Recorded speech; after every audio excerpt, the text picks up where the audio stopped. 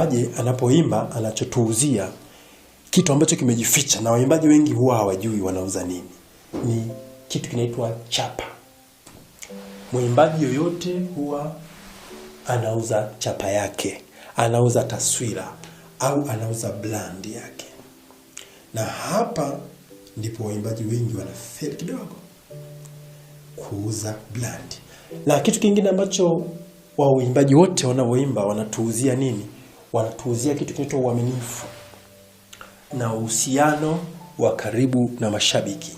Yaani mwimbaji anapoimba huwa anasababisha sisi tunamwamini, wasikilizaji tunamwamini, anatuuzia uaminifu.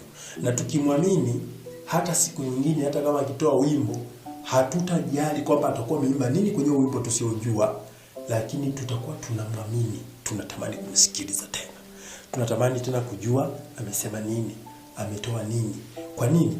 Alituuzia uaminifu bila yeye kujua.